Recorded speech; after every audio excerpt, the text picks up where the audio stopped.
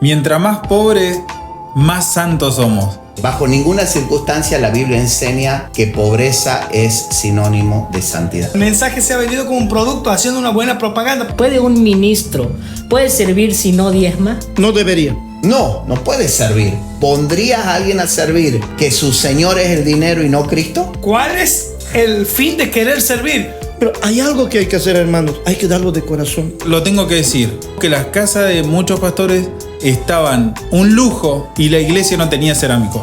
Es que esas cosas son las que han hecho daño al pueblo de Dios. Sin dinero no se puede hacer la obra de Dios. No. Una iglesia que no tiene recursos es una iglesia que no puede salir, es una iglesia que tiene cortadas las alas. Me dijeron, busca el dinero y no lo vas a encontrar. Busca el reino de Dios y el dinero te va a seguir. Si hay principios para prosperar, ¿por qué no estamos prosperando?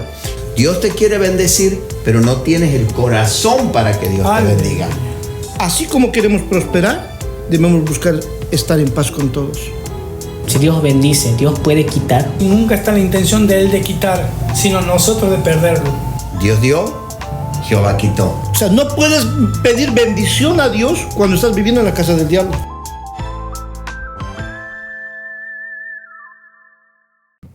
Mientras más pobres, más santos somos. ¿Podemos romper hoy con ese mito que nos instaló la religión? Bien lo dijiste, fue la religión. Ahora hay que preguntarnos qué dice la revelación de la palabra. Ahora, cuando vamos a la revelación de la palabra, la Biblia nos enseña absolutamente todo lo contrario. De hecho, cuando vamos a Deuteronomio capítulo 28, que habla de las consecuencias de obedecer a Dios y de desobedecer a Dios, es interesante que la Biblia dice que cuando desobedecemos a Dios, da una lista de muchas consecuencias.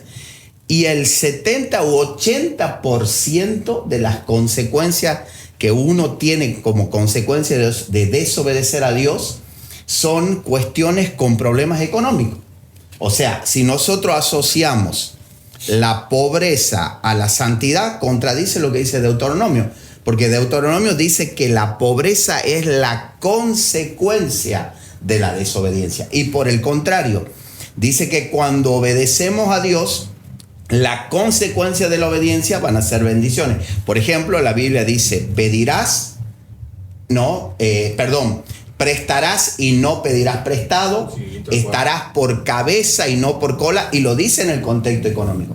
Entonces, bajo ninguna circunstancia la Biblia enseña que pobreza es sinónimo de santidad. Bueno, pero pará. Vamos ya directamente, porque el primer podcast todo bien, fue todo muy amigable, entramos ya en confianza, ¿verdad? ¿Es así o no es así? Pero vamos con esto. ¿Qué hay del versículo que dice que es más fácil que entre un camello por el ojo de una aguja a que un rico en el reino de los cielos?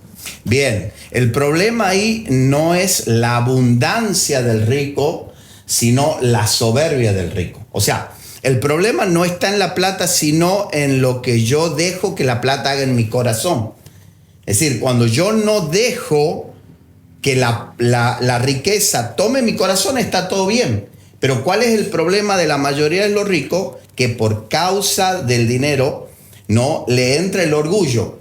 Y como consecuencia del orgullo, ellos confían en las riquezas y no en el Señor. Y ahí está el punto. ¿Por qué Jesús condenó en cierta manera, entre comillas, que pareciera que estuviera condenando la riqueza, pero en realidad lo que Jesús estaba condenando es la actitud que tomaban los ricos? Es decir, por su riqueza ellos terminaban confiando en la riqueza y no en el Señor. Pero bajo ninguna circunstancia ese pasaje enseña que el producto de que no entren al cielo es la riqueza, sino es el orgullo que genera la riqueza. Y retomando lo que decías, cierto, es un mito. Mito no, es una mala enseñanza. Bien. Que nos han dicho. A ver, cuanto más pobre, estás más santo, eres más santo. De hecho, hay pastores que predicamos con el zapato viejo y dicen, no, este es siervo de Dios porque es humilde. Humildad no tiene nada que ver con riqueza. Puede haber ricos soberbios, o ricos humildes, perdón, y pobres soberbios. Ahora, hay otro punto ahí, que a veces por ejemplo se usa la pobreza. Un pastor va con un saquito roto, pantalón roto, todo sucio, provoca lástima. ¿Para qué? Para captar recursos. Ese es otro tema. Ahora, ¿a dónde quiero llegar? El tema es este. Se ha enseñado tanto que hay que ser pobre, que no estudies, Cristo viene ya. Y se ha hecho tanto énfasis en eso que hay gente en la iglesia, jóvenes que no estudian porque Cristo viene. Claro. ¿Qué ha pasado? La pereza ha provocado pobreza. Tengo dos versículos acá, dice un poco de sueño, Proverbios 24, 33 y 34. Un poco de sueño cabeceando, otro poco poniendo mano sobre mano y otro poco para dormir. Así vendrá como caminante tu necesidad y tu pobreza como hombre armado. Te pregunto, en la calle, si no es policía, si no es funcionario policial, si no es gente de la fuerza, tiene arma, ¿quién es? ¿Qué es? Si hay alguien en la calle con un arma que no es ni policía, ni gendarme, ni ninguno de la fuerza, ¿qué es? Y entendemos que de alguna manera es un ladrón. Dice, entonces la pereza es consecuencia ¿de qué? De ser perezosos. Ya no ores, no te prepares, no estudies. De hecho, en las iglesias que... No, a ver, hemos perdido la excelencia a causa de ese mito. Bueno, vamos a poner el letrero de la iglesia. Y como no queremos gastar el dinero, vamos a hacer que aquel hermanito que no entiende mucho, pero tiene buena disposición de hacer, hace las letras todas torcidas. Y somos muchas veces criticados y pasamos vergüenza como iglesia. ¿Por qué? Porque estamos malentendiendo lo que es riqueza y pobreza. Una iglesia tiene que prosperar. Bien lo ha dicho el maestro. Deuteronomio 28 dice, si obedeces y cumples lo que el Señor te ha dicho, aunque tú no quieras, vas a ser bendecido. En la ciudad, en el estar, en el salir. Y todo lo que tengas, todo lo que emprendas con tus manos, Dios lo bendice. Ahora, si somos perezosos, Señor, dame trabajo, yo quiero prosperar, pero me levanto a las 12 del mediodía. Estoy tomando mate a esa hora, no hago nada. Señor, dame trabajo, pero no me levanto a buscar trabajo. Voy a vivir en la pobreza. Y decimos, no, porque está orando, está ayunando, está pidiendo a Dios, no es el tiempo de Dios. No, ore y vaya a buscar trabajo. Para que deje de ser pobre. La pobreza no es un símbolo de humildad o de santidad. En ningún momento. Ahora, yo te hago una pregunta. Jesús tenía un tesorero. De hecho, dice que el tesorero robaba. Ahora, ¿a quién pone? ¿Cuándo se pone un tesorero? ¿Cuando hay recursos o cuando no hay recursos? Por supuesto. ¿Y cómo podemos decir que entonces la pobreza es símbolo de santidad o de humildad? Claro, ahí entraría, por ejemplo, una de las preguntas que también ha surgido en esta semana, que es, obviamente, si Dios es el dueño del oro y la plata, ¿por qué Jesús, que obviamente es Dios, vivió de una manera pobre, si así se puede decir? Algo que por ahí no entendemos, ¿no? Bien, sí. O el típico, si Jesús viviera hoy, andaría en un Renault 12, dicen algunos, ¿no? Sí, a ver, ¿cuál es el problema? Que a veces de ciertos pasajes que aparentemente enseñan algo, nosotros tomándolo fuera de contexto, sacamos falsas enseñanzas. Y por ejemplo, uno de los versículos que se toma para reafirmar lo que bien decías, Brian, es que Jesús no tenía ni dónde recostar su cabeza. Entonces es un pasaje que se lo toma para mal asociar la santidad a la pobreza, ¿no? Y justamente decimos, Jesús dijo que Él nos dejó ejemplo en todo. Y creemos que nos dejó ejemplo en la pobreza. Si Él fue pobre, entre comillas, nosotros también tenemos que serlo. Pero hay que entender algo. Y creo que para entender eso, hay un pasaje clave que está en 2 de Corintios, donde dice la Biblia que Él pagó el precio de nuestra pobreza, ¿no? Dice que Él se hizo pobre para que en su pobreza nosotros fuéramos enriquecidos. Ahora, ¿por qué, entre comillas, Jesús vivió una vida de pobreza? No porque Él estaba enseñando que la pobreza sea buena, que la pobreza era señal de santidad, sino porque Él en su propia carne, según la revelación que Pablo nos da en Corintios, Él estaba pagando el precio de nuestra pobreza. ¿Para qué? Para que nosotros seamos enriquecidos. O sea, la Biblia dice todo lo contrario. Porque en el huerto del Edén, cuando el hombre cae en pecado, no solo viene la separación del hombre con Dios, entra la enfermedad física, y también entra la pobreza física. Entonces, la Biblia dice que Él vino a buscar y salvar lo que se había perdido en el huerto del Edén. Y una de las cosas que se perdió en el huerto de Edén fue la abundancia que ellos tenían. Porque en el huerto de Edén había abundancia. De hecho, el Señor le dice, pueden comer de todos los árboles que quieran. Fíjense que había mucho, menos de ese. O sea, había abundancia. Como consecuencia del pecado la pierden y el Señor la tiene que recuperar. Pero para recuperarla, Él la tiene que pagar en su propia carne, viviendo una vida de pobreza. Y cierro con esto. Cuando la Biblia dice que Él pagó el precio de nuestra pobreza para que nosotros seamos enriquecidos, muchos que no creen que Dios prospera, dice que ahí cuando dice para que nosotros seamos enriquecidos, lo dice en un sentido espiritual, riqueza espiritual. Sin embargo, ahí no habla de riqueza espiritual, habla de riqueza económica. ¿Y cómo lo sabemos? Porque vemos el contexto. Y Pablo en el contexto viene hablando de dinero. La pone de ejemplo a la iglesia de Macedonia, ¿no? Y le dice a los corintios, ojalá ustedes fueran como la iglesia de Macedonia que dio más allá de su fuerza. O sea, viene hablando de plata. Y en ese contexto él dice que Cristo pagó, ¿no? La pobreza nuestra para que seamos enriquecidos. O sea, habla de prosperidad. No hablaba de espiritualidad, porque muchas veces se ha predicado que Él sí pagó el precio, pero para que nosotros podamos ser prósperos espiritualmente. Se nos ha enseñado así, ¿no? Se nos ha mal enseñado. Si bien Él pagó el precio para que seamos espirituales, pero en ese pasaje no. Es más, fíjense que cuando se nos habla de las bienaventuranzas, dice, bienaventurados los pobres, pero no termina ahí. No, dice en espíritu. No dice pobres en cuanto a dinero, ¿no? Entonces, a veces nosotros malinterpretamos las escrituras. Lo que queremos que la gente pueda entender, que prosperar no es malo, que prosperar es bíblico, que hay un Dios que prospera. Es más, la Biblia dice que Él nos da la sabiduría para hacer la riqueza. Está bien, sí. Pero vamos, es verdad, yo coincido en todo lo que vos decís, pero muchas veces, yo me voy a poner del lado de la gente que debe estar del otro lado, seguramente, haciéndote esta pregunta. Sí, está bien, pero la iglesia careció en un montón de oportunidades con respecto al mal manejo de la finanza. Nos tenemos que, de este lado, hacer un poco responsable también de lo que pasó, de que hubo un mal manejo. No estoy hablando de una denominación puntual, de una iglesia en particular, sino estoy hablando generalizando todo, ¿sí? ¿Hubo un mal manejo? Dos cositas. Primero, lo que decía el maestro, decía, él se hizo pobre. Si era pobre, está por demás decir se hizo pobre. Se hizo pobre porque no era pobre, primero. Bien. Jesús en este tiempo, andaríamos en el 12, mirá lo que dice la Biblia.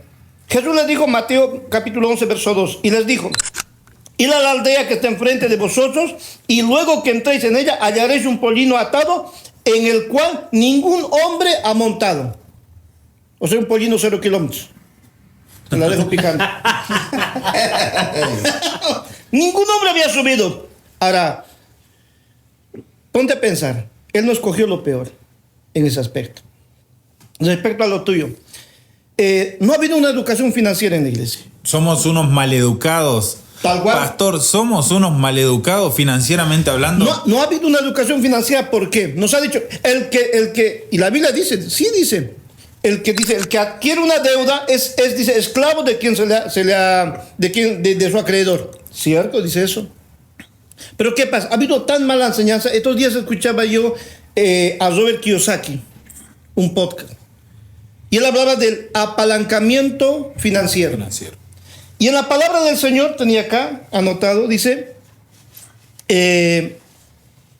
a uno le dio 5 talentos, estoy hablando de lo que ya todos conocemos, en San Mateo capítulo 25. A otro le dio 2 y a otro le dio 1. Cuando Dios les repartió los talentos, a uno le dio 5, a otro 2 y a otro 1. Y dice, pasa un tiempo y viene a pedir los talentos.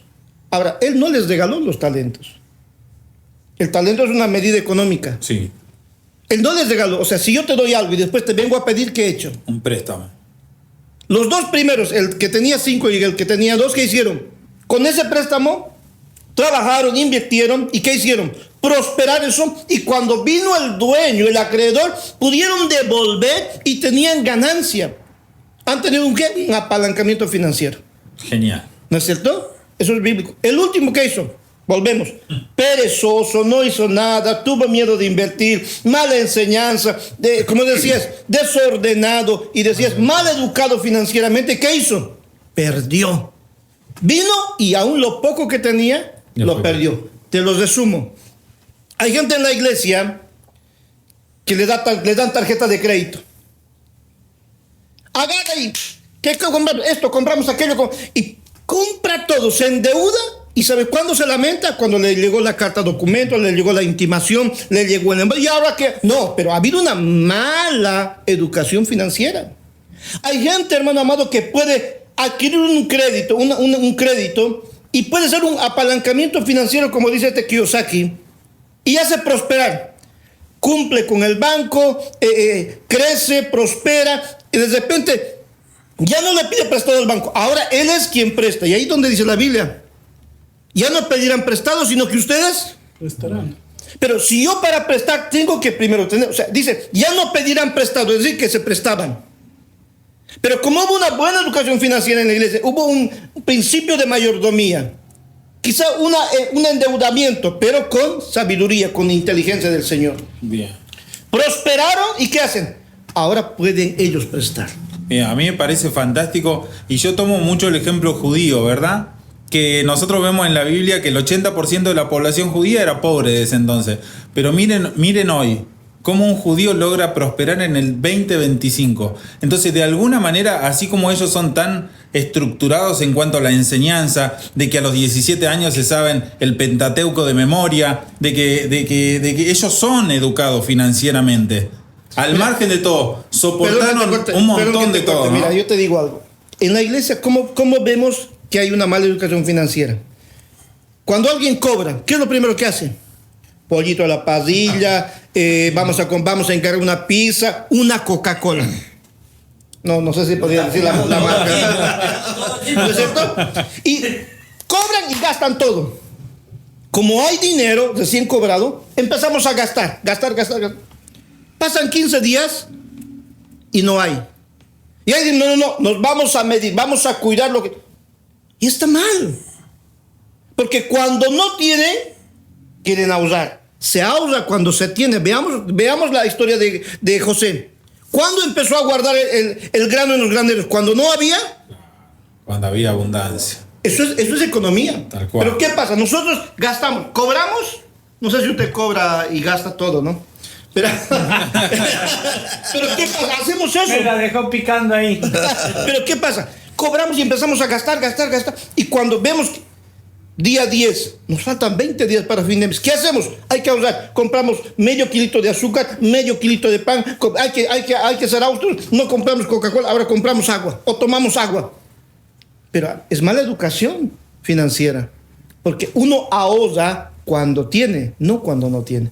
Entonces, ahí vemos que la mala educación financiera en la iglesia nos falta que aprender mayordomía, ser buenos administradores de lo que Dios nos da. Es genial. Yo estoy pensando también de que muchas veces, y ya lo voy mirando al profeta José María. Está afilando. Porque estamos afinando. Sí. ¿Por qué? Porque muchas veces en el ministerio que él ejerce, ¿sí?, se predicó ese mensaje motivacional de que vas a tener una casa, vas a tener un auto, vas a tener riquezas, a todo, no importa el precio. Predicamos muchos mensajes motivacionales, pero carecimos en la educación financiera que bien mencionaban ustedes dos, a la cual nos referíamos.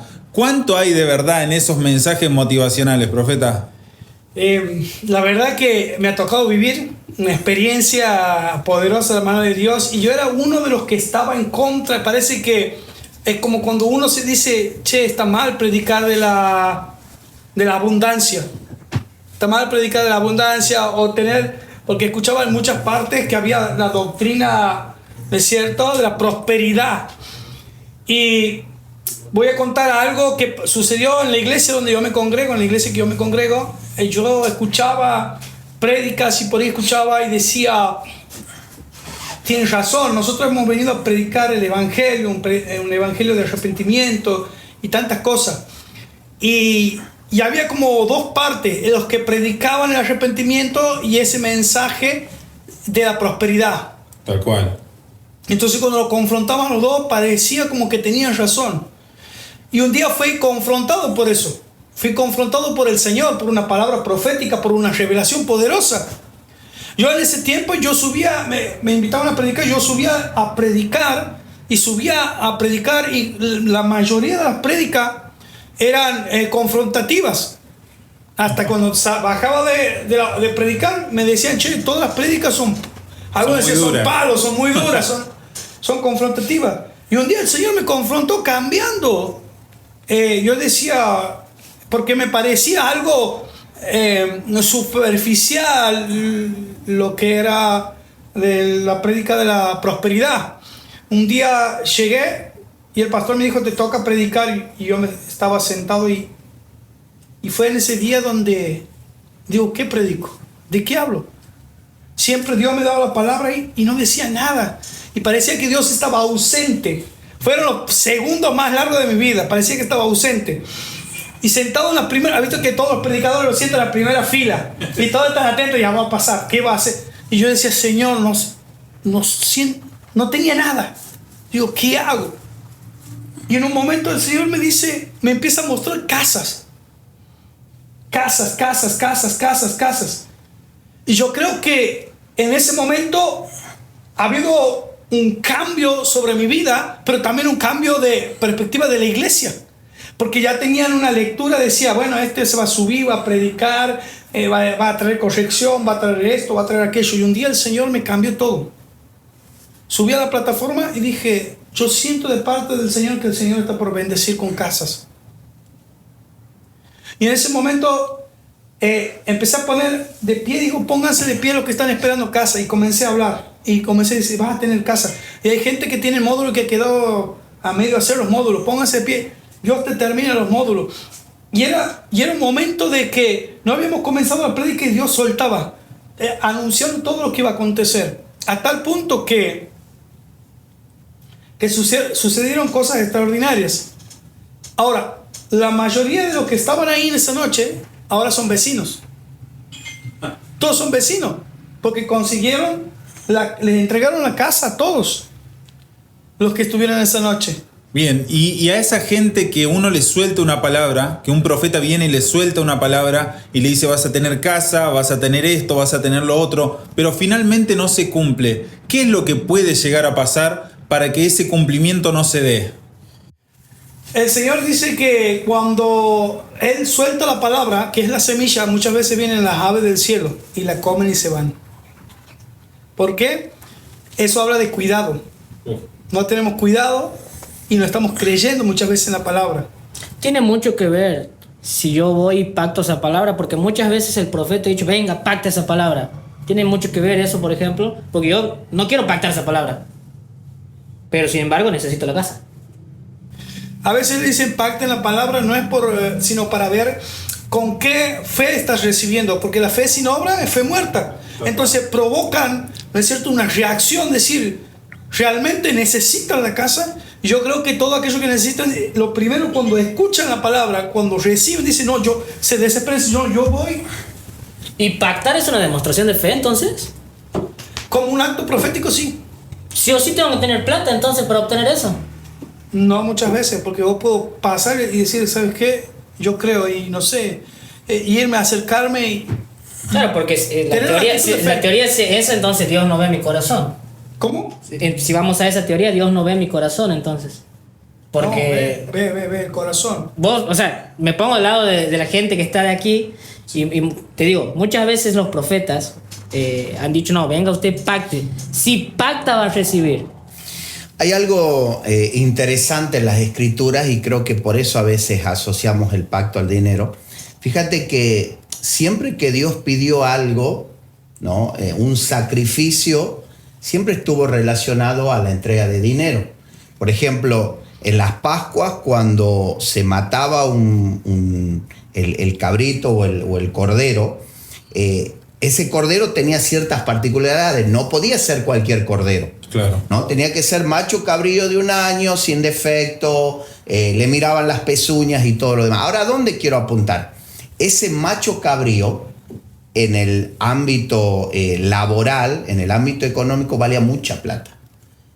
O sea, era más barato presentar el defectuoso que el macho cabrío. De hecho, en Malaquías, cuando el Señor le dice, si yo soy su Señor, ¿dónde está mi honra?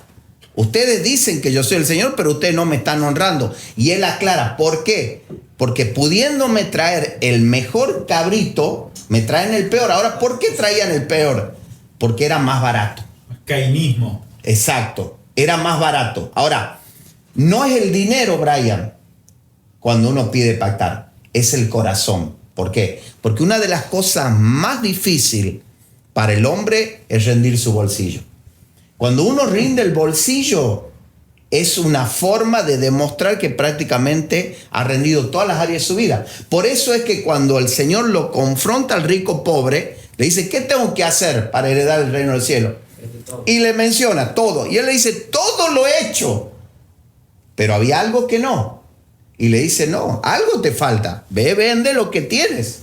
¿No? Y él no pudo. El que supuestamente había cumplido todo, no pudo. O sea, rindió sus ojos, rindió su oído, rindió su boca, pero no rindió su bolsillo. ¿Por qué? Porque una de las cosas que más nos cuesta al Señor rendirle el bolsillo. Entonces, yo creo que el pacto, ¿no?, de dinero se tiene que entender que no es una cuestión en el dinero en sí, sino de probar el corazón de las personas. Jesús no necesitaba ese dinero. Exacto. Exacto, es lo mismo que el diezmo. Fíjate que en Deuteronomio nos habla que la finalidad del diezmo es para generar temor en el corazón del hombre. Ya lo voy a buscar, lo podemos leer después del versículo. ¿Por qué? Porque en realidad el diezmo es una manifestación de honra a Dios. Es reconocer que Dios es el dueño de todo y en consecuencia yo lo bendigo con ese porcentaje. Abraham tuvo esa revelación, por eso es que Abraham, antes de que el diezmo se instituyera como ley, él dice la Biblia que lo honró a Melquisedec. Claro, ¿no? Sí. Entonces, ese es el punto. La fuerza del pacto no está en el dinero, sino en el acto de rendir mi corazón a través de eso. Tal cual. Justo hablábamos con el profeta y él nos decía Proverbio 3:9. Que decía, demuéstrale... Honra a Jehová. Bueno, en la traducción al lenguaje actual dice lo siguiente: si para ti Dios es lo más importante, demuéstralo. O sea, ¿tiene que haber una demostración? Es más, el siervo David decía, no daré al Señor mi Dios nada que me cueste. Nada que no me cueste. Y vos fíjate que le quisieron regalar el terreno y él dijo no. Porque él entendió que honra es sacrificio, y sacrificio muchas veces económico. Entonces, ahí está el punto. Es genial. Yo creo que va muy arraigado también con el tema que compartía el pastor Maidana, que donde hay sacrificio hay esfuerzo, y contrarresta algo espiritual, que es la pereza, que es algo que muchas veces Dios nos exhorta, nos llama a ¿qué? Al trabajo. Profeta, ¿te puedo hacer una pregunta? ¿Realmente cuánto tengo que diezmar yo? Porque muchas veces dicen, no, el 10%, que dame el 30%, y algunos a veces, dame más. ¿Cuál es lo que yo realmente tengo que diezmar? Qué buena pregunta. Qué buena pregunta. Porque... Parece hasta paradójica, ¿no? ¿Cuánto tengo que diezmar? Hablando del diezmo, pero de verdad. Sucede y no tenemos que hacer cargo. Lo que dice Brian es verdad. Qué buena pregunta. Hay algunos que se sujetan a lo establecido, que es el 10%, pero hay otros que dicen, es poco lo que estoy dando a Dios, y le dan más lo que hay en su corazón, como la viuda. No, pero la viuda no de Dios, no dio diezmo, dio ofrenda. Mi opinión es la siguiente. Uno da el 10%, que no es en realidad el dinero, es su vida. Porque para ganar el sueldo que tú tienes, has dado parte de tu vida. Trabajo, tiempo. El diezmo económico es simplemente la manifestación de lo que damos. Pero en realidad lo que Dios está viendo es que estamos dando parte de nuestra vida. Porque para tener ese sueldo, O ese recurso económico hemos puesto en nuestra vida y le estamos dando parte de nuestra vida. El 10% es el diezmo. Lo que tú añades a eso es la ofrenda. Mire, el diezmo tiene un porcentaje, diezmo, la décima parte. La ofrenda no tiene medida. Generalmente hacemos las cosas mal. Diezmamos el 10% y le damos la ofrenda, una ofrenda pequeñita.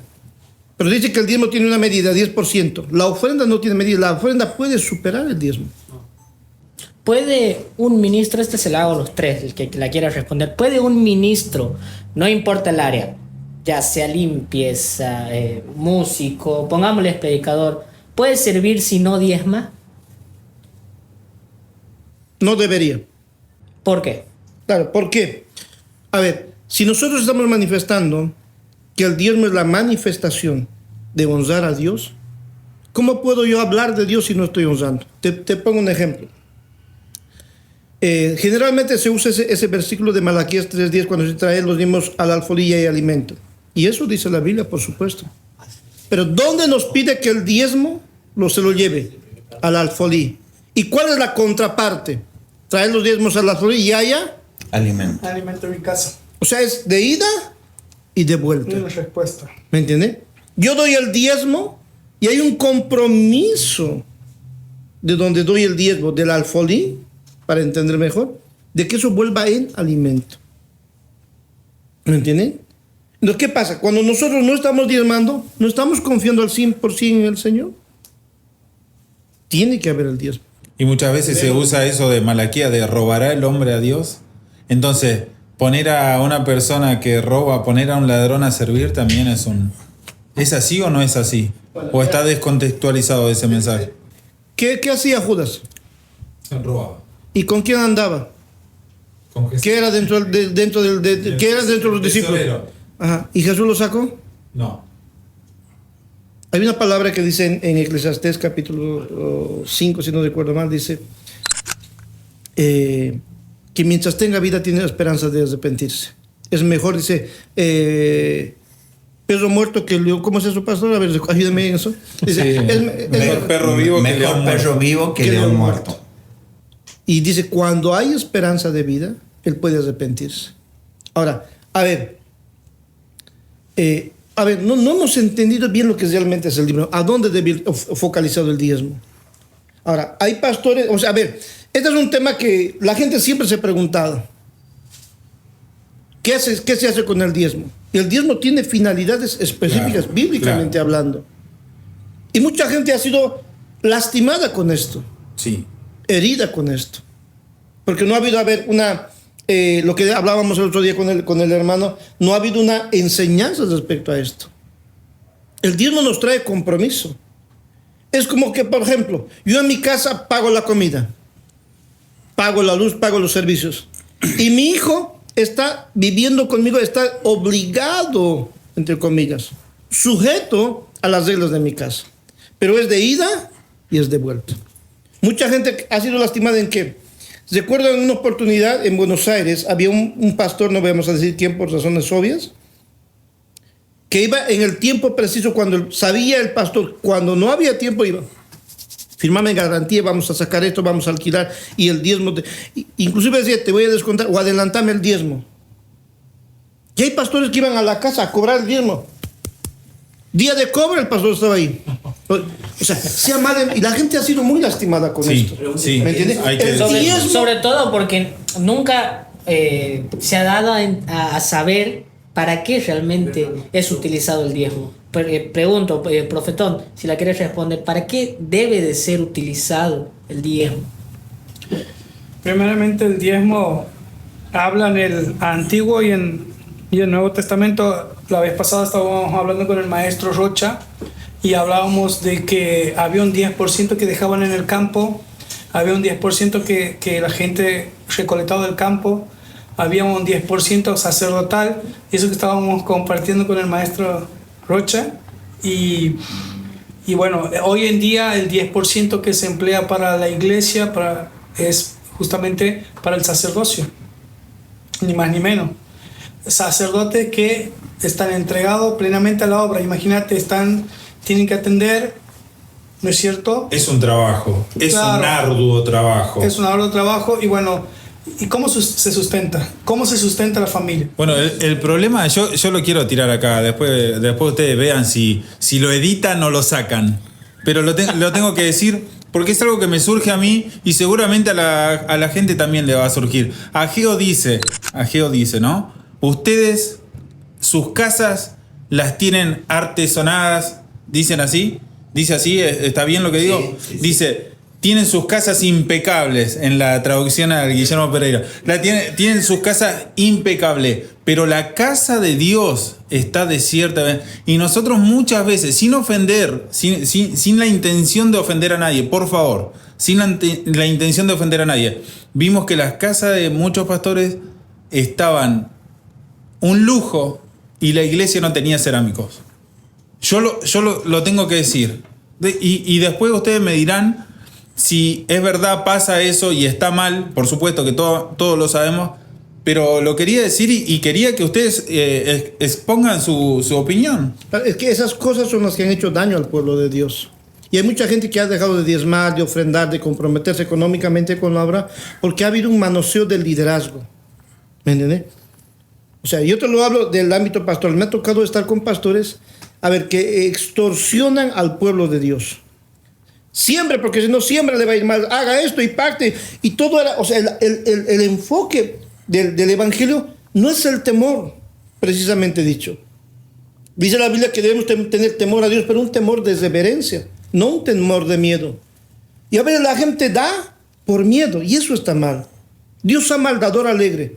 Ahora, yo quiero preguntar a todos los que diezman, a todos los que ofrendan, ¿dan con amor o dan por miedo? Ahí está la gran diferencia. Primero, condicionados. Segundo, ¿cuánta gente ha sido lastimada? O sea, dan el diezmo y bueno, se rompe la el picaporte de la puerta y bueno, hay que hacer una ofrenda especial para comprar el picaporte. Y, o sea, hay diezmo y hay ofrenda y nada repercute en el templo. Y la casa de Dios cae en ruina, por decir así, he hablado estructuralmente, porque no hay una inversión de los ingresos. El arca de la iglesia no está siendo usado responsablemente. Entonces la gente ve eso, se lastima y se va. Y generalmente, iglesia donde vayamos, un punto, incómodo de hablar, que se tiene que hablar, es el tema económico. Sí. Pero también está la otra parte y que a veces no se ve y no se dice, que así como planteabas recién que hay pastores que Dios los ha bendecido, ellos están bien y la iglesia mal, la estructura, pero también está la otra. Sí, mucho. ¿No? Pastores que la pasan muy mal económicamente, ¿no? De hecho hay iglesias que están bien, familias que están bien, el pastor está para ellos para orar, está para bendecirlos, pero económicamente los pastores no están bien. De hecho, uno que conoce un poco más el ámbito de los pastores, son más los pastores que no tienen que los que sí tienen. Ahora, ¿a dónde quiero apuntar? ¿No? Creo que hay que volver a lo que hace rato decíamos. Tiene que haber una educación financiera en la iglesia. Y creo que ese es el problema. Al no haber, y los pastores nos tenemos que hacer cargo, porque a veces, y yo también me hago cargo de esto, a veces uno como pastor le cuesta enseñar sobre el diezmo y el dar, porque lo primero que uno dice, no, la gente va a creer que uno le quiere meter la mano en el bolsillo. Pero en realidad, si yo no le enseño educación financiera, los estoy perjudicando a ellos. Entonces creo que ese es el punto, poder enseñarles. Por ejemplo, si se enseñaría en la iglesia sobre que el diezmo es una manifestación de honra a Dios, después yo no tendría problema de aquel que no diezme, no ponerlo a servir, porque él sabría conscientemente que a él, al no diezmar, no está honrando a Dios. Entonces, al no enseñar, pero luego aplicar la ley, ahí es donde terminamos hiriendo a la gente. Y hay que enseñar, porque permitime volver a una pregunta muy buena que dijiste hace rato. ¿Aquel que no diezma no puede servir? No puede servir. No, claro, mucha gente... No debería. No, obviamente mucha gente de allá, ya me imagino cuáles son sus caras, pero le voy a poner el fundamento bíblico, ¿no? Hay un pasaje muy conocido y lo voy a leer en el libro de Mateo 6:24. Dice, ninguno puede servir a dos señores, porque o aborrecerá al uno y amará al otro, o estimará más al uno y menospreciará al otro. Normalmente nosotros este versículo lo hemos aplicado a Dios y al diablo. No se puede servir a Dios, ¿no? Y amar al diablo al mismo tiempo. Sin embargo, ese pasaje no habla del diablo. Ese pasaje habla del dinero. Ahora, ¿cómo yo sé que ese pasaje habla del dinero? Porque la segunda parte dice, no podéis servir a Dios y a la riqueza. Y acá viene lo que quiero soltar. Fíjese que el dinero es tan peligroso, si nosotros no lo sabemos manejar en nuestro corazón, que el dinero compite con el señorío de Cristo. ¿Me están entendiendo? Sí. Porque dice... ¿Ah? Como el joven rico que hablamos. Exacto. Claro. Fíjese que dice, no se pueden servir a dos señores. Y ese es el problema en la iglesia, que hay gente que su señor no es Cristo, sino el dinero. Ahora, yo te pregunto, Guille, ¿pondrías a alguien a servir que su señor es el dinero y no Cristo? No, por supuesto que no. Y Ahora, yo le pregunto a usted. ¿Cómo lo identifico? Sí. Aquel que su dueño es Cristo y no el dinero. A través de edad. Ahí es donde surge el diezmo. Si no está dando el diezmo, él con hechos propios, ¿no? Porque una cosa es lo que yo diga. Por eso Jesús dijo, no todo el que me dice Señor entrará al reino, sino el que hace, ¿no? Por los frutos se conoce. Acá no es palabrita, acá son hechos concretos. Por los hechos concretos, cuando yo diezmo, estoy diciendo, Cristo es mi Señor. Cuando no diezmo, estoy diciendo, las riquezas me gobiernan. Y ahí está el punto por qué yo personalmente no lo pondría a servir. Bien, entonces, ¿el dinero es malo o los malos somos nosotros? En pocas palabras. El dinero no es malo. De hecho, la Biblia dice que el dinero sirve para todo. Yo creo que el dinero, lo que, como dice el maestro, lo que hace es poner en evidencia lo que hay en tu corazón. ¿Por qué la Biblia Cuando dice Jesús, disculpa, Sí, cuando sí. Jesús lo confronta al joven rico, lo que hace es dejar en evidencia su corazón, el estado Tal de su cual. corazón. Como decía el maestro, decía, no vas a servir, yo quiero servir, claro, pero ¿cómo está tu corazón? ¿Cuál es el fin de querer servir? Porque hoy en día el que quiere servir quiere tener una retribución de lo que está haciendo. ¿Sí? También hablábamos hace un rato me decías acerca de la prosperidad, de la pregunta que iba acerca de eso. A veces hay gente que está de acuerdo con el evangelio de la prosperidad y hay gente que no está de acuerdo. ¿Pero por qué? Porque se ha vendido como un producto. La palabra, el mensaje se ha vendido como un producto, haciendo una buena propaganda, pero jamás le han dicho las letras chicas de cómo llegar. Es como un polvo mágico para adelgazar, pero nunca te dicen que tenés que hacer dieta de verdad. Es Algo así. Bien. Hay veces que dice Dios te va a prosperar, Dios te va a bendecir, y usan pasajes bíblicos, pero no saben cómo citaba el comienzo en Deuteronomio. Será bendito el trabajo de tus manos, tus asnos, tus vacas, todo te bendecía el Señor. Pero ¿y cuál era la letra chiquita? Que tenías que obedecer, no andar como tú quieres andar, sino como Dios quiere que andes. Es genial. Yo la verdad... Yo creo que Sí. en eso muchas veces nosotros le damos lo que quieren escuchar, ¿no es De cierto? acuerdo. Pero a veces, no va a ser cosa que se vaya el hermanito. O no va a ser cosa que la congregación quede con 5. O se lo decimos románticamente para que no... Volvemos otra vez al romanticismo de decir las cosas no tan como son, sino cuidando... Queremos estar bien, hay veces, con Dios y con el diablo.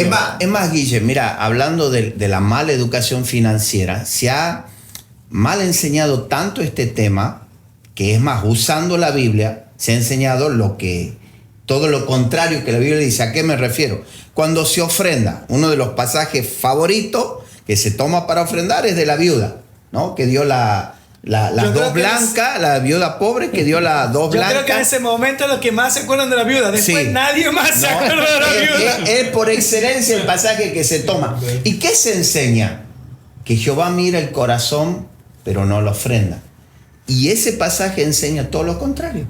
Ese pasaje no enseña que Jehová miró el corazón y no la ofrenda. ¿Por qué? Porque de hecho él remarca la cantidad de ella. Dice, de hecho ella de su pobreza dio todo cuanto tenía. O sea, Dios sí miró la cantidad. O sea, ¿a dónde quiero llegar? ¿La cantidad importa? Claro que importa. Y nosotros, al enseñar que no, mientras yo tenga un buen corazón, puedo dar lo que quiera. Ahora, yo le hago una pregunta. Yo tengo la posibilidad, tengo 10,000 pesos en el bolsillo y tengo 100 pesos arrugado, ¿no? Como Jehová mira el corazón, doy los 100 pesos. La pregunta ahora, ¿cómo está el corazón de aquel que da los 100 pesos? Arrugado, como el billete. O sea, la enseñanza correcta es que un corazón correcto da una ofrenda correcta. ¿Sí? Si yo estoy dando 100 pesos, estoy manifestando, como hace rato decía el profeta, lo que hay en mi corazón. ¿Me entiendes? Entonces, hay una mala enseñanza en la iglesia y como consecuencia de eso muchas veces estamos manteniendo la iglesia pobre. Yo te comparto una experiencia mía. Cuando yo empezaba el camino del Señor, tenía un buen trabajo, o sea, entré al camino del Señor y tenía un buen trabajo como funcionario del gobierno. Y obviamente el diezmo era... ¿Y qué hacía yo? Un día me fui preparado. Puse en el bolsillo un billetito, como decía el maestro, billetito chico, y del otro lado el billetito gordo. Se confundió. Y entre alabanza, y estaba contento y venga la palabra. Alaba como nunca. Pero ¿qué pasa? Al momento de dar, yo no me acordaba de qué lado estaba el bolsillo, de qué lado del bolsillo estaba el billete chico. Y yo fui y digo, Señor, ¿a la derecha o izquierda? Y ya estaba frente y tenía que dar. Puse la mano en el bolsillo y sembré. Pero ya a partir de ahí me desconecté del culto. Porque estaba en mi mente que, ¿cuál será el billete que he dado? Ya no tenía paz. Digo, si di el grande, ¿con qué me quedo? Y ya no tenía paz. Terminó el culto y me fui al baño. No por necesidad, por curiosidad. Agarré yo el billete pequeño. Y saben, en el baño luché, digo, le pido al tesorero que me cambie, que me equivoqué de billete. Y dentro mío decía, pero qué vergüenza pedir que me devuelvan. ¿Cómo puedo decirle que me devuelvan lo que ya di? Y ahí me di cuenta que a veces damos con dolor. Y ese día yo sembré con dolor. Me dolió haber dado eso. Pero también me sirvió para entender que Dios te puede proveer. Y ese tiempo de lo que faltaba el mes, yo decía, voy a pasar necesidad, no voy a comer, no voy a hacer el que hago con el alquiler. Dios me proveyó de tal manera y aprendí lo que es honrar a Dios. Pero fue a través de algo consciente. Digo, billete chico, billete grande. Y sinceramente me dolió. No quería dar ese billete. Por equivocación lo di. Pero esa equivocación Dios usó para enseñarme. Y nosotros, por ejemplo, como familia pastoral, hemos visto la mano de Dios por haber sido fieles con Dios. Ahora, y Dios sabe que, como decía, no sé si José María o el maestro decía, que a veces le damos más a Dios. Hemos llegado nosotros literalmente. Yo después de la pandemia no viajo más constantemente como antes viajaba. Antes viajaba de 30 días, 20 días. Y hay iglesias que, usted pastor que ha viajado y José María saben, hay iglesias que a veces, a ver, que no suene feo esto, ¿no? A veces hay iglesias que ni siquiera te cubren el boleto, por ejemplo. Y nosotros hemos tenido que poner hasta de donde no teníamos. Ha llegado un momento en que yo he sacado de mi familia para poner en la iglesia. Y en algún momento uno se pone y dice, pero, o sea, ¿dónde está el Dios de la prosperidad? ¿Dónde está el Dios que me ha dicho que me va a bendecir? Estoy siendo fiel, estoy predicando, estoy dando más de lo que tengo. Mi esposa cobraba un salario. Yo sacaba el salario de mi esposa y a la obra. Después que Dios nos ayude. En un viaje, mire, me pasó algo. Había una hermana que iniciaba un programa de radio aquí en Santiago. Yo tenía un par de billetes para dejarle a mi esposa y decir, te dejo todo lo que tengo y yo me voy por fe a servir. Y digo, que Dios me ayude, volveré. Dios me tiene que ayudar. Y esta hermana iniciaba el programa de radio y hacía unas tortillas para vender. Yo me fui a comprar, le digo, sí, antes de viajar bendigo a la hermana, le voy a comprar una tortilla, pero le voy a pagar 2. Pero voy a traer una para bendecir a la hermana. Me fui con ese corazón. Llegué, le digo, hermana, pero cuando estaba por pagar, en mi corazón sentí, dale todo. Y era Dios, digo, ay Señor, pero ¿qué hago? ¿Qué le digo a mi esposa que no hay plata para que le deje? Fue una lucha interna. Y le digo, bueno, Señor, pero ¿y si le doy, cómo quedan? Señor, ¿cómo hago? Mi nena era pequeña. A ella no le puedes decir que no había porque no te va a entender. Pero fue tan clara la voz de Dios que me decía, dale todo lo que tienes. Literalmente todo lo que tenía. ¿Sabes? Saqué y le dije, hermana, acá está. No, pastor, se equivocó porque no vale esto. Hermana, eso es lo que vale su tortilla. Eso es lo que Dios me ha dicho que tengo que pagar por su tortilla. Pegué la vuelta, me llevé 2 tortillas. Compré una y me sembró otra. Y me fui a casa. Y cuando volví le decía, Señor, no sé cómo, no sé de dónde, pero nos tienes que proveer. Para que Dios bendiga mi casa, tuve primero que dar. Tuve primero que sembrar. Llegué a casa y le digo a mi esposa, Sara, le digo, no sabes lo que me pasó. Ella me miró y dice, yo sé lo que hiciste. Le diste todo lo que tenías. No. Le digo, sí, tranquilo. Dios nos va a proveer. Agarré mi valija y salí a la terminal. Yo salía por la calle a la mano derecha y por la calle de mano izquierda venía una hermana con una caja de mercadería, ¿sabe? Es sentido de parte de Dios, como tu esposo se va, quiero sembrarte y bendecirte con esto. Wow. Y a veces nosotros menospreciamos lo que damos a Dios. Pero hay algo que hay que hacer, hermanos. Hay que darlo de corazón. Jesús dijo, si tienes algo contra tu hermano, deja tu ofrenda. Vas a dar, pero quizás no vas a ver el resultado. ¿Sabe por qué? Porque tu corazón no es sano. No vas a dar con un corazón alegre. Vas a dar con un corazón triste. Mire, nosotros dimos ese día todo. Y el Espíritu Santo que me habló es el mismo Espíritu Santo que le habló a mi esposa, estando a metros de distancia. ¿Y sabe qué nos dijo el Señor? Tranquilos, yo tengo el control de esto. Yo voy a prosperar, yo voy a bendecirlos. Y hemos visto la mano de Dios. Sé lo que es dar, pero también sé lo que es cosechar. Wow. Es tremendo porque yo justamente todo lo que estaba hablando, ¿no? Yo creo que muchos de los que nos escuchan también son vivieron en algún momento esto. Sí, he visto a mi padre también hacer lo mismo, pero también, y en algún momento me lo planteé y me lo pregunté, y después de grande todavía aún más. Hay veces que íbamos a la iglesia con hambre y volvíamos de la iglesia con hambre, nosotros, de chicos. Y después de grande me preguntaba si podríamos hacer algo por esa gente que va, al margen de darle una palabra. Al margen de darle una palabra. Es verdad que nosotros muchas veces no decíamos nada y nos volvíamos, pero íbamos con hambre y también volvíamos con hambre. Y yo después empecé a sentir una carga, y se lo manifiesto ahora, después ustedes verán, pero muchas veces la iglesia también careció en ese sentido. De hecho, disculpa que te corte, de hecho la palabra habla, dice, no solamente le dirás una palabra y dice, ve, vuelve mañana, sino dice que le darás tu pan. Entonces, contextualizando nuevamente el tema para lo que estamos hablando, sin dinero no se puede hacer la obra de Dios. No.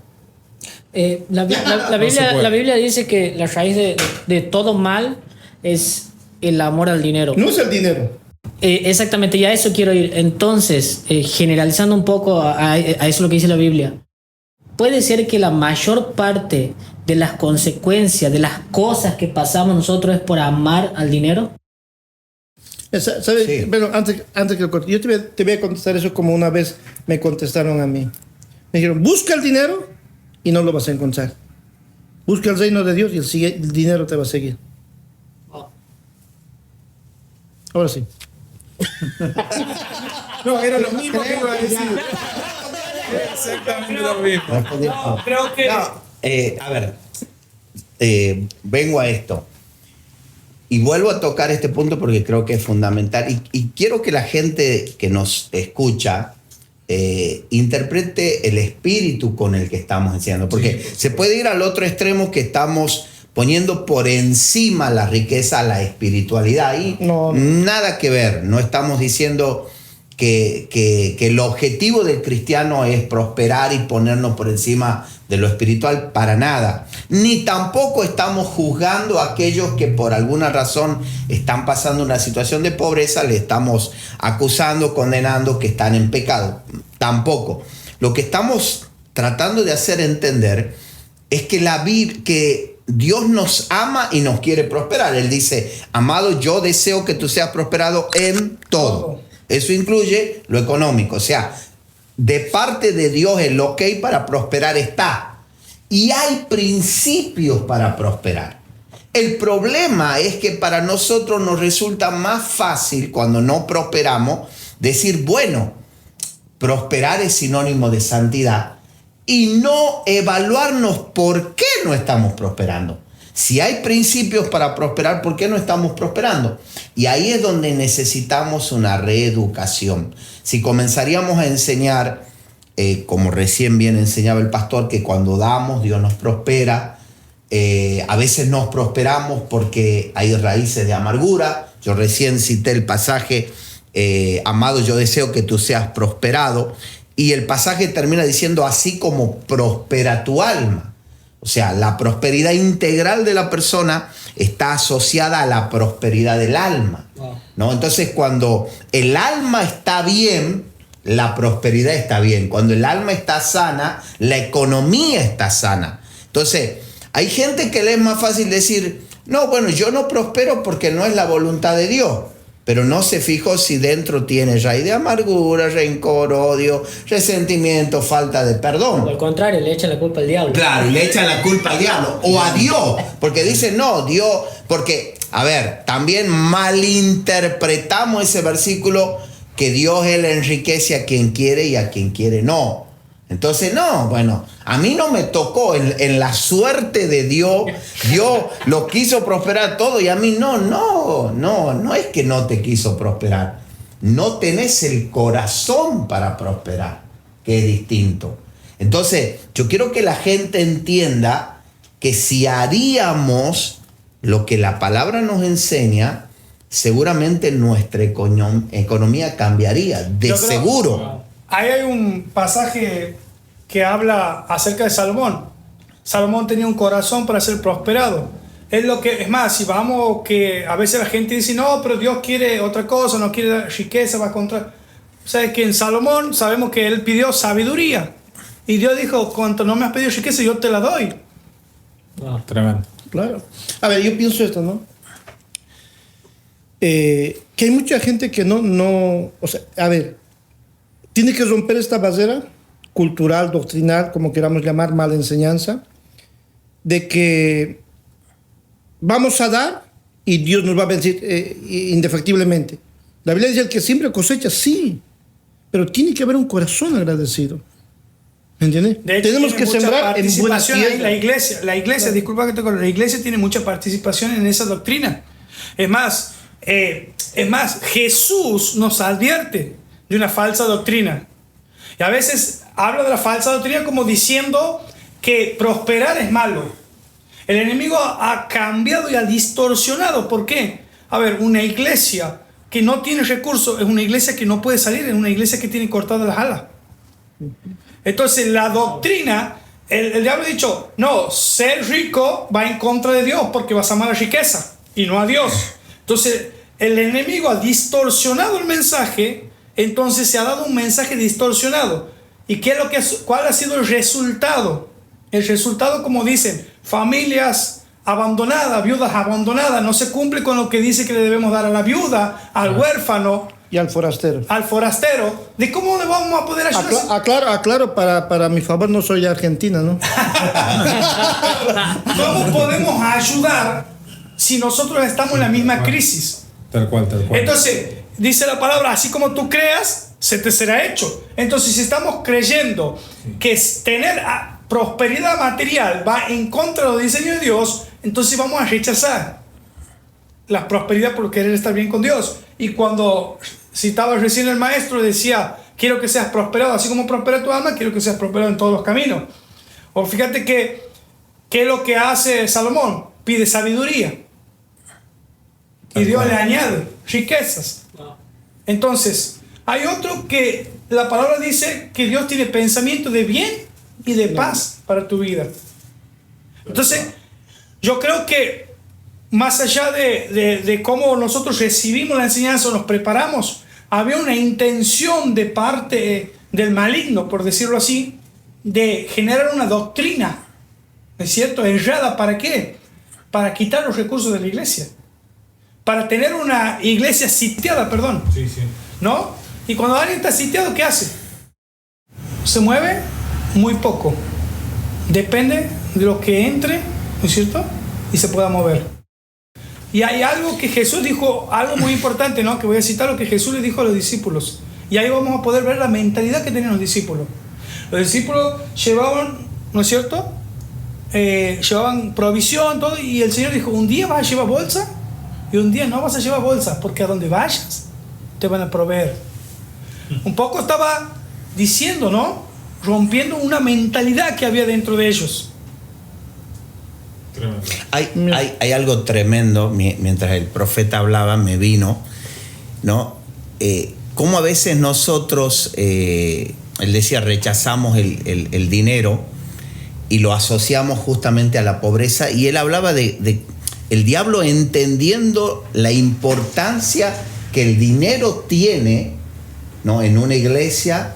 Fíjate que si el dinero no fuera tan importante, entonces ¿por qué el diablo está tan interesado en empobrecernos? Y si la pobreza fuera sinónimo de santidad, nos enriquecería todo el tiempo el diablo. Claro. ¿Por qué? Porque a él no le conviene que haya pobres si la pobreza es sinónimo de santidad. Sin embargo, él hace lo contrario. Vos fíjate que cuando Dios le da vía libre para que lo toque a Job, ¿qué es lo primero que toca? Su economía. Con lo que ofrendaba. ¿Me entendés? Su economía. Porque el diablo sabe la importancia de la economía dentro del pueblo de Dios. Mira, la economía es tan importante que está comprobado estadísticamente que la segunda causa de divorcio a nivel mundial es los problemas económicos. Tal cual. Entonces el diablo sabe que problemas económicos son problemas de hogar y posibles divorcios. Sí. Entonces ahí es donde yo quiero que la gente entienda que la voluntad de Dios es que podamos estar bien económicamente. Tal cual. Y a ver, digo algo más. Hace rato el pastor dijo algo clave y fundamental. La prosperidad no solo está en el hecho de dar, sino de darlo con el corazón correcto. Por eso la Biblia también dice, cuando estés trayendo la ofrenda, o sea, si solo la prosperidad estaría en la ofrenda, no estaría este pasaje bíblico. ¿Cuál?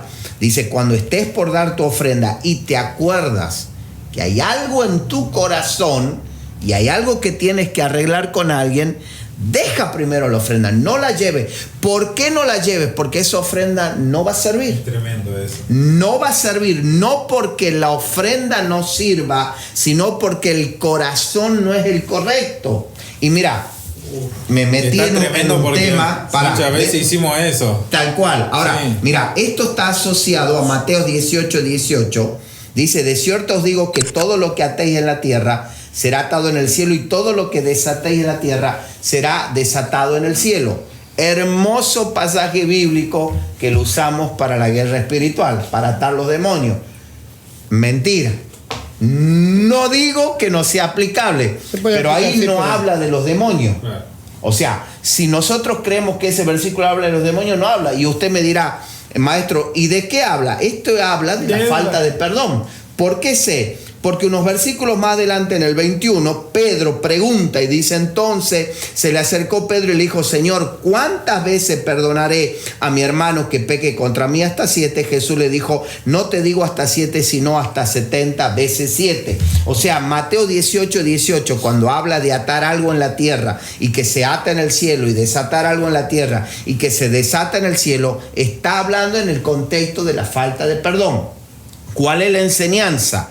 Que cuando yo no perdono, cuando tengo raíz de amargura, rencor, odio, resentimientos, que a veces los cristianos estamos más llenos de eso que de Dios, Cuando tengo eso en mi corazón, Dios lo dice, no lo digo yo, lo dice la palabra, la revelación de la palabra, genera una atadura espiritual en la tierra que me ata la bendición en los cielos. Y Dios, aunque quiere bendecirme, no puede. No porque Él no me ame, sino porque mi corazón no es el correcto. Y es ahí, maestro, cuando Dios hace a un lado el dinero, como diciendo, está todo bien con el dinero, pero primero arreglar con tu hermano, que es lo más importante. Tal cual. Entonces no se trata de un tema de dinero con Dios. No lo podemos seducir a Dios con dinero. No, es más. El versículo siguiente dice, si 2 o 3 se pusieran de acuerdo, también es otro pasaje que no lo hemos malinterpretado mal, es el versículo siguiente, 19. Si 2 o 3 se ponen de acuerdo, ¿no?, sobre algo aquí en la tierra, pídame lo que quiera y le será hecho. Ahí en ponerse de acuerdo no habla en el acuerdo para pedir en oración. José, ¿tenés alguna necesidad? Sí, quiero que ores por... en casa tengo mi esposa enferma. Bueno, nos pongamos de acuerdo. No habla de ese acuerdo. Recuerde que está hablando de la falta de perdón. Habla del acuerdo de arreglar los problemas. Decir, José, ¿sabe qué? La otra vez te grité. Perdóname. Te lo merecías, pero te pido perdón. Sí. Nos pongamos de acuerdo, nos pongamos en el mismo espíritu. En otras palabras, te pido perdón y te perdono. Ahora, Dios dice, cuando hagan eso, recién ahí pídame lo que quiera y yo se lo suelto a mano llena. Pero antes no. Entonces, después le echamos la culpa. No, Dios no me quiere bendecir. No, Dios te quiere bendecir, pero no tienes el corazón para que Dios te bendiga. Por eso dice, donde está tu tesoro, está tu corazón. Está tu corazón. Mira, yo te voy a decir lo mismo con nuestro pasaje bíblico, que todos conocen, la creación. Si ustedes ven, lo primero que Dios hace antes de producir, antes de que la tierra produzca, antes que se multiplique todo, antes que haya riqueza y abundancia, fue ordenar.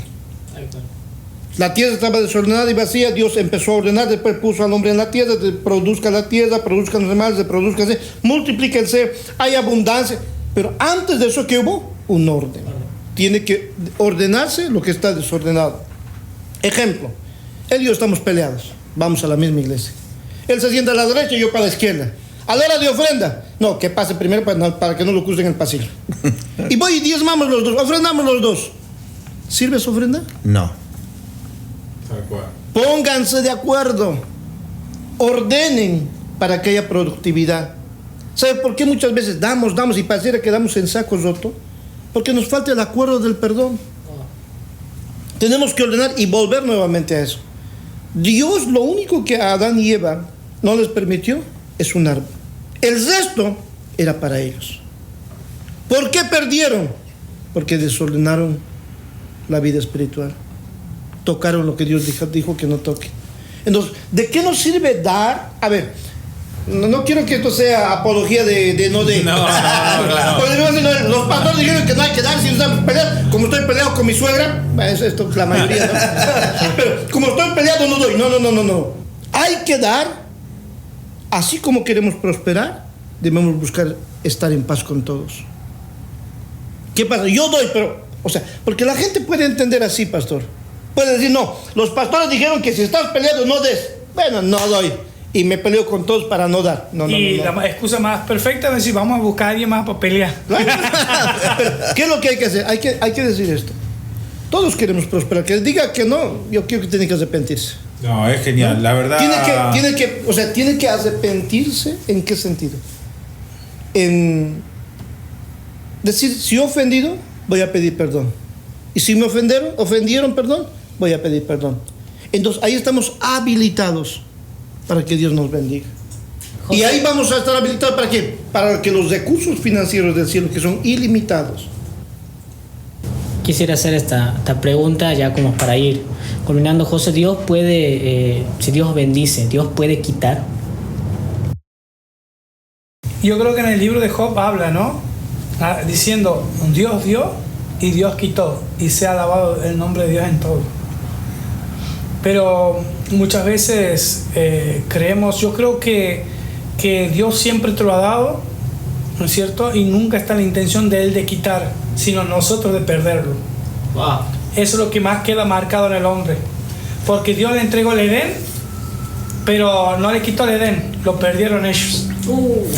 Bueno, y a Judas tampoco, a pesar de ser traicionado por Judas, él en ningún momento le dijo, vos vas a dejar de ser esto, sino que Judas tomó la decisión que tomó, que ya todos conocemos, propiamente. Murió como apóstol. Ahí Ahora está. hay algo interesante, ¿no? Job dijo, Dios dio, Jehová quitó. Muy Job. Pero sin embargo uno ve que no fue Dios el que le quitó. Claro. Fue el diablo. Ahora, yo creo que muchas veces Dios permite, ¿no? Sí. Que se nos saque como consecuencia del pecado. Es perderlo. Sí, Mira, exacto. eso se llama derecho legal. Acá ¿Por nos qué? metemos en un tema. ¿Por qué? Estamos Te- entrando en derecho. tienen 2 horas más para ¿Estás seguro seguir que querés escuchando el traer ¿Por qué? A ver, yo le voy a explicar. Hay una puerta y hay 2 ángeles ahí. Cuando el diablo quiere entrar, ellos se paran y dicen, no puedes tocar porque estás un hijo de Dios que cumple.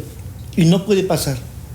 Ahora, este hombre que es dueño de la casa, abre la puerta para algo malo. Un rencor, un resentimiento. Y el diablo viene y quiere entrar y los ángeles, no puede ser eso, esto es un hijo de Dios. Y él dice, pero aquel rencorcito, aquella falta de perdón, aquella raíz de amargura es mío. Entonces tengo ¿qué? Derecho legal. Vos vives en tu casa, un ejemplo, pero los papeles de tu casa están a nombre mío. Vos vives ahí, pero ¿quién es el dueño? Usted. Tal cual. Por eso perdemos las cosas, porque le damos derecho al lugar, ¿a quién? Al diablo. Es legal. Y el diablo, o sea, Dios es justo. O sea, no puedes pedir bendición a Dios cuando estás viviendo en la casa del diablo. Leo un versículo bíblico reafirmando lo que el pastor decía.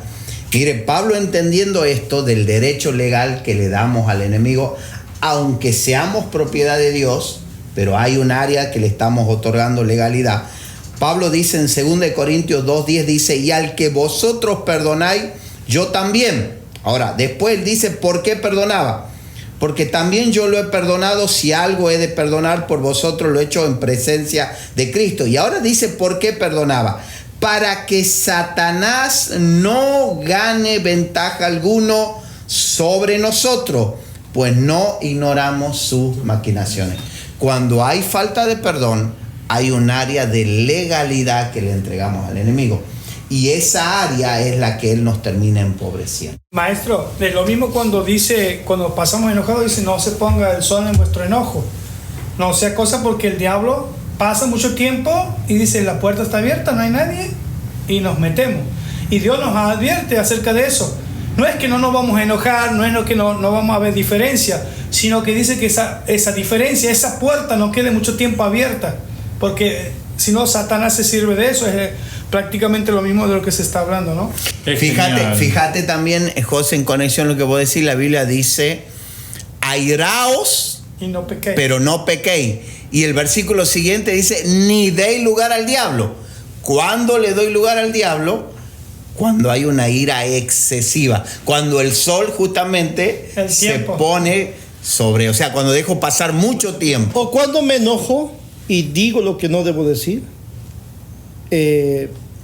hago lo que no debo ser, enceguecido por el enojo. Ahí le doy lugar al diablo.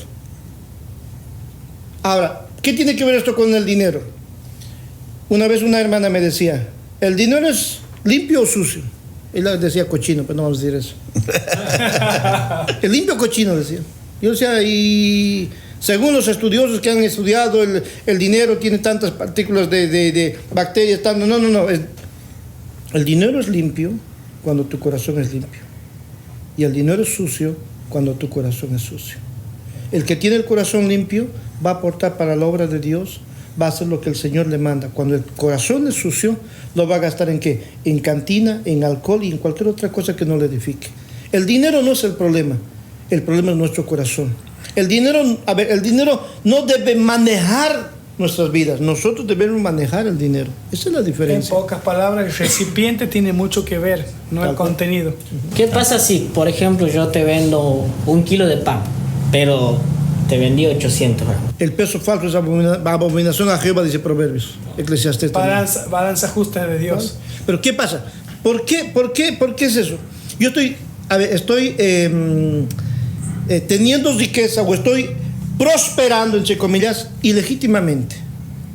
Te devuelvo la pregunta. Yo tengo un iPhone, que son caros los iPhones, entonces no sé si puedes dar nombre. Y te digo, mira, te venden un iPhone 50,000 pesos. ¿Qué haces vos? No, te vengo cerrando el ojo y te lo compro. Y has hecho mal. Porque ¿quién en este tiempo te vende un iPhone por 50,000 pesos? No, pero ¿quién te vende? Hay gente que vende. No, el que lo robó. ¿Quién? El que lo robó. Entonces, yo estoy adquiriendo un bien y digo, Señor, me has bendecido. No, Dios no me dice de esa manera. ¿Estás qué? Estás adquiriendo ganancia ilegítimamente y no es el plan de Dios. Sí, y la Biblia dice, no participéis en las obras infructuosas de las tinieblas. Y es aplicable ahí. Claro, entonces, ¿qué pasa? Que nosotros decimos, bendición. No. Hay que ver cómo estamos bendiciendo, cómo estamos adquiriendo. De repente uno crece y llega a una etapa y pierde todo. A mí me pasó. Yo estaba a cargo de juicios en mi país. Trabajaba en un juzgado penal. Y el sueldo no me interesaba, ¿sabe? ¿Sabe qué me interesaba? Lo que ganaba bajo la mesa. Acumulé fortuna. Tenía vehículo, tenía cuentas bancarias, tenía ¿cómo se dice? Un laboratorio químico donde se hacían productos, medicamentos y se vendía.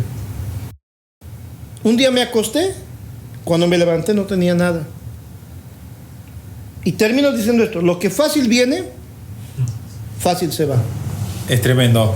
Yo la verdad, hoy fue ilegítimamente. Fue riquísimo el podcast en cuanto a sabiduría, en cuanto a conocimiento, en cuanto a...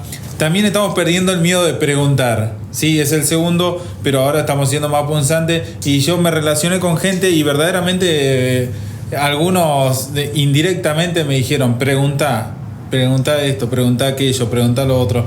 Me parece bueno que la gente también pueda estar aportando, y si no se animan, como siempre decimos, lo pueden hacer de manera anónima y podemos estar siempre con respeto, por supuesto, haciéndoles las preguntas a los ministerios que están hoy aquí, que la verdad son de mucha bendición.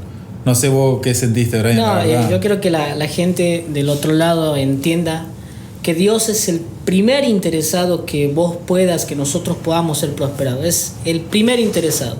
Ahora depende de nosotros, hasta me atrevo a decir el 100% de que eso suceda así.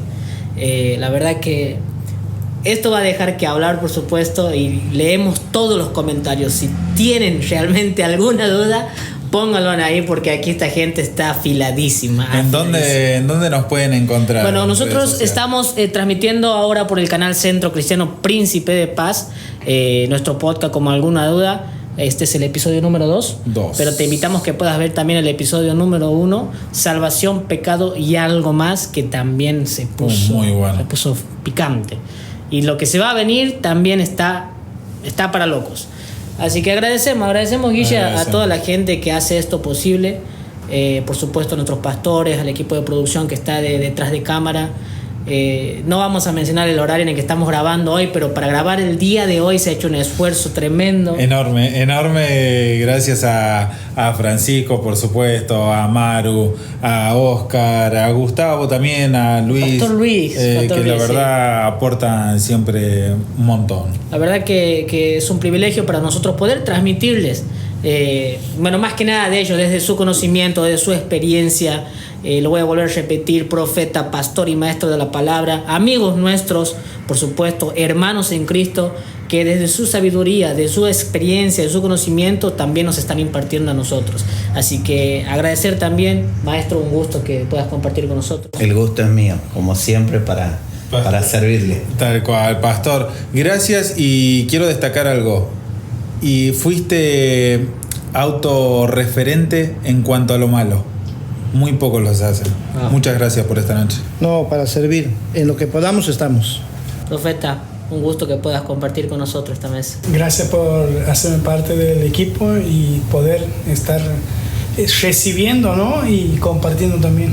Tal cual, porque también dejando en claro, ¿no? Nosotros también nunca vamos a dejar de aprender. Esto es así. Así que, Guille. Fue tremendo. Aprendí un montón hoy y me saqué las dudas. ¿Vos tenés? Hoy yo siento que me estoy transformando, literalmente, amigo. ¿Y vos tenés alguna duda? Pará, pero Déjanos acá. Hoy quiero hacer esto porque hoy esta gente se lo merece. Necesito chocar los 5 con esta gente porque esta gente se lo merece. Sobre todo, un gusto. Y nos vemos la próxima, que no te quede ninguna duda.